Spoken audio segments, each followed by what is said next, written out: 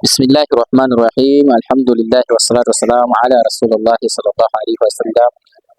Takulandiraniso pano pa NMSTV Mtima manati muslim komanso maudi muslim.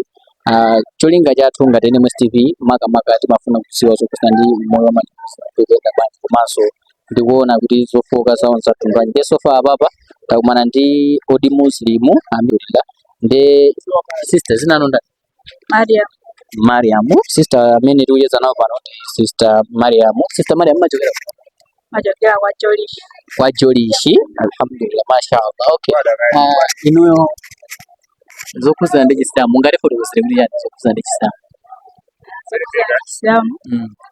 Zokulokozere kuti no ndi chipembedzo chabwino kwa ineyo komanso kwa anthu tonse. Okay, jazakumullah khair. Ndi kuti ino inshore limuzo kuti Islamu ndi chipembedzo chabwino. Okay, mungalimbikise bwanji kwa anthu amene akupanga join pano pa Islamu, angalimbikisike bwanji, mungawalimbikise bwanji, mungapase uthenga wanji kwa anthu amene akupanga Islamu chokhala Islamu pano bwanji? Walimbikisa kwathu because mawa wanga support ngati za swala komanso za buku lathu lalikulu lolemekezeka kwa. Okay, jazakumullah khair. Chabwino nangano anthu amene wawo atakhala kunena kuti akufoka makamaka pa chipembedzo, inuyo mungawapase uthenga wanji makamaka ngati no sister Mariam amene muli Islamu akalekale?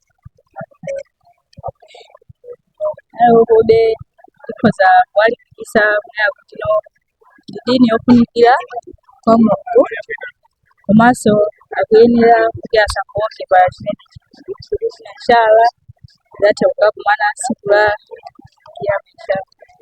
Inshallah. Okay, ndimene tachezera ndi sister amene wawa sister Mariam kuchokera kwa Jali I think. Yeah, so iwo amafotokoza makamaka nkhani kuzana ndi chilimbikitso imene angawapasire anthu amene abwera kumene kuchipembedzo cha Mulungu Allah subhanahu wa ta'ala. Alhamdulillah, bereka fundo zabwinonso kwambiri zimene zili zonena kuti anthu amene akubwera ku Islamu atakhala kunena kuti amene akufotokozera mapointi awo kumabwera motoza alhamdulillah anthu amene wawo akhoza kulimbikisika makamaka pa chipembedzo chimene chichi.